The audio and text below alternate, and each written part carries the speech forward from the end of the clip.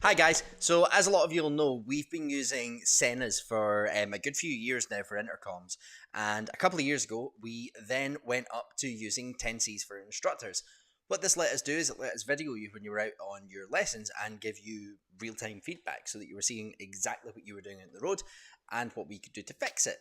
So these little trusty 10Cs that we've been using for a little while now are the bomb. We really like them. However, I've just upgraded myself to the 10C Pro because I'm a pro, right?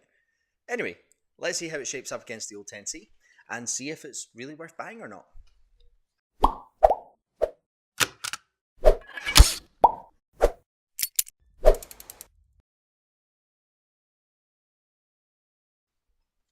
So the difference specs wise then between the 10C and the 10C Pro is really a case of they've improved everything.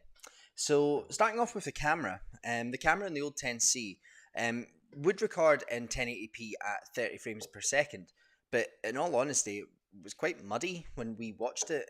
You should see that in some of the vlog videos that are hopefully behind me if the lighting's right, and if the lighting's not right, you'll see that cut in now. So the biggest difference then is the new 10C, the 10C Pro. This will record in 2K. So what 2K is, it's like 4K, but half. So the idea then is it'll do that at 30 frames per second. So that's its maximum resolution, and it can only cope at 30 frames per second with that. But the kicker is it will actually record in 1080p at 60 frames per second, which in all honesty is what I think most people will use. To give you an idea, these videos that we make, we actually render these at 1080p. So there's no point in recording in 1440, which is 2K, because no one uses it at this moment in time anyway. And plus as well, when you're doing motovlogs like we are, you're better off with those FPS rather than higher resolution because it makes everything a bit smoother. Right, moving on then, let's talk about the intercoms themselves. So intercom wise, really what you're getting with the original 10C is an SMH10 radio. So what that means is it will do multi-pairing. It will do intercoms in full duplex. So what I mean by duplex is it will be an open channel. You can talk and you can listen as you would in a telephone call, for example. The biggest difference then with the 10C Pro is actually the hardware that you get with it. So I don't know if this is official or not, but certainly you're getting 20S speakers rather than the old 10 speakers, which makes a big difference to volume. It's going to be a lot louder inside your helmet, which in all honesty, when you're going at 60 miles an hour or 70 at absolute most, then you're going to be able to hear whoever you're talking to a lot clearer. The microphone as well, I have heard from students that since I've been using the new microphone on the 10C Pro, it's a lot clearer for them to hear as well. So definitely another big up and another big upgrade there. The other thing as well is the 10C Pro will allow you to mix audio through your smartphone straight onto any videos that you're creating. So if you are listening to music, having an intercom and doing a vlog at the same time, that will all get mixed onto your recording straight away. Not something that I've used yet. We've obviously got video editing software that we use, but for some of you guys who might want to look for something a bit simpler to use for a little vlog for yourself, great bit of kit to have. Excellent. So one of the best things about Sena's 10Cs, no matter if you go for the Pro or if you go for the original, is the fact that they've got this lovely unibody design. And this is something that I think Sena's nailed from the get-go. In all honesty, if you want to start vlogging, this will do everything. Now, there are things that you can get that will do certain jobs specifically, in my view, such as a GoPro being better camera-wise, but this is all you need. This will do everything off the bat. Now, in a regards of a comparison between the two, the designs haven't really changed. They use the same mountings on the back, they've both got the same shark fin antennas, and they both have the same jog dials and buttons that we're all used to, being a camera button up at the top, a mobile phone button at the side, a volume jog dial, and an intercom button or select button in the center there.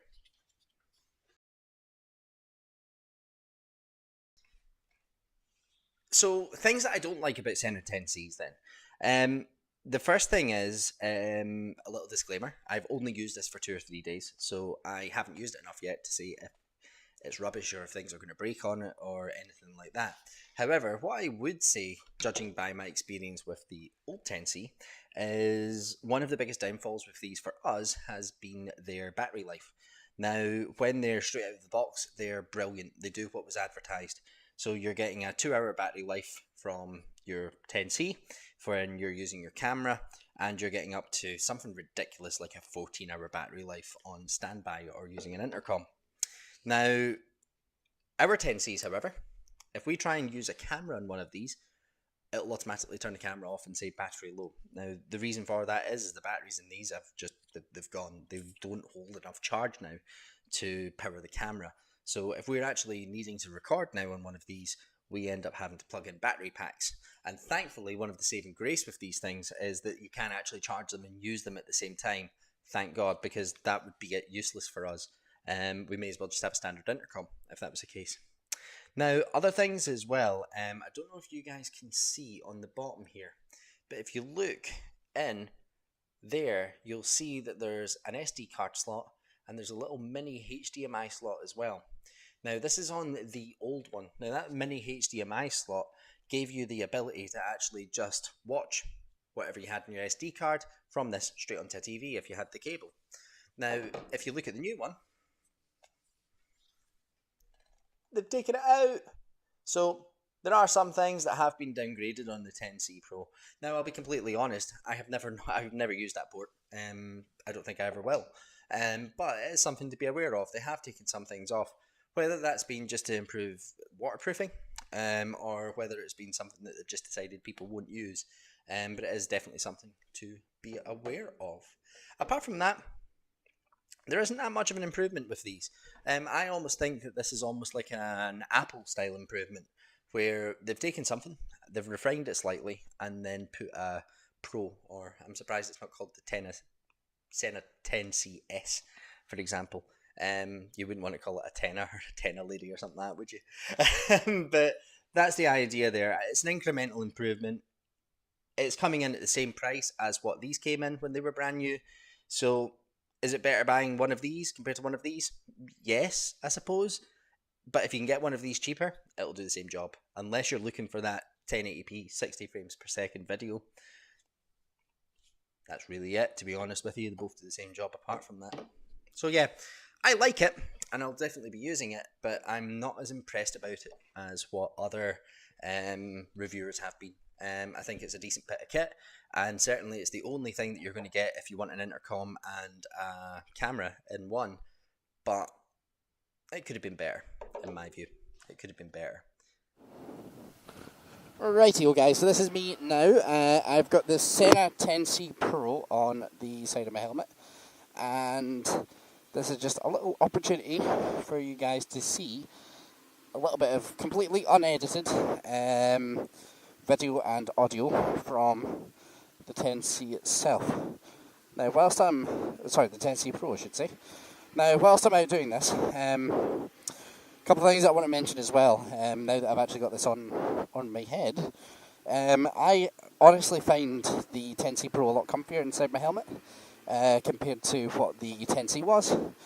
I don't know if that's just because it's new and all the foam's nice and new around the speakers and stuff like that, but I certainly do find it a lot comfier than what the old 10C was.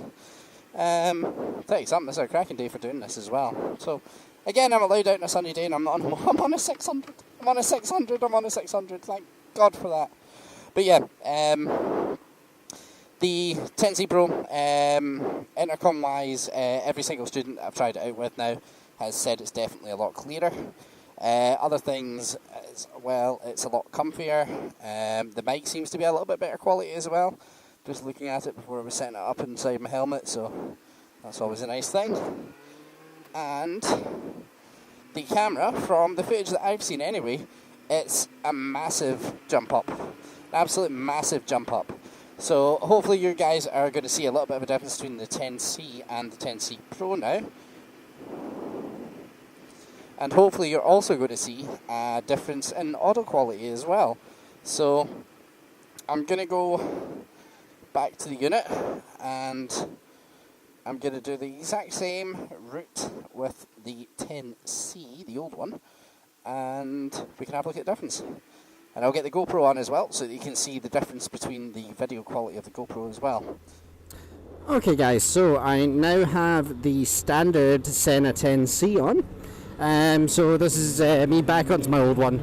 Now you'll notice a slight change in angles and everything here. I'm actually using Craig's helmet now.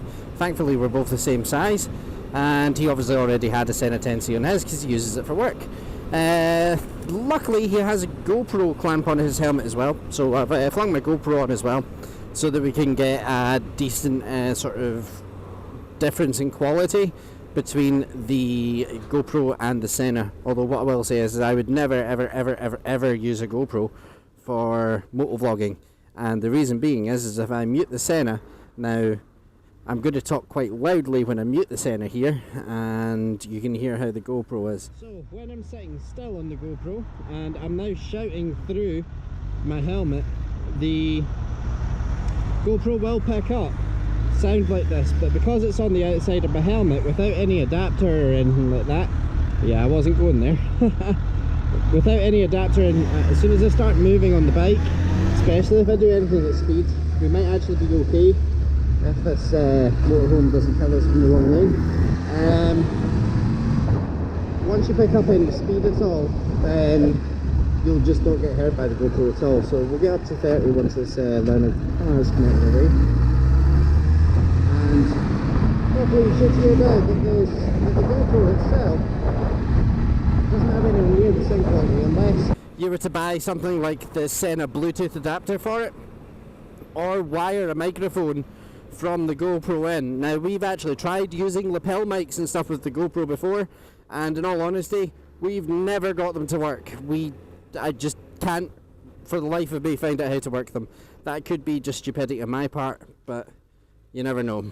But yeah, for us vlogging wise anyway, audio wise, Sena's definitely the way forward, and hopefully now you can see why we're using GoPros instead of the Senas. Anyway, right, I'm going to get back into the classroom now. We'll get this editing done, and hopefully we should be able to get the video up. One last thing, apologies that this video is taking us so long to do. We have had an absolute nightmare getting this filmed. This is actually the second or third time I've attempted to do these vlogs, because things have just gone wrong every single time we've gone out, and with the green screen and everything as well, it was just an absolute pain to set up, and then our mic wasn't working, and we've just had an absolute pain. But yeah, that's really it. So guys, I hope you liked my little quick rundown of the Sena 10Cs. As much as I was slating them earlier on, they are awesome. They are awesome bits of kit. The intercoms as well, such as the 20Ss as well, are phenomenal as well. So I would definitely recommend that you get one, and they are definitely the intercoms to go for. But thank you very much for watching, and I hope you enjoyed this, and we will see you again next week for our next video. Sayonara, and thank God I'm not on a moped.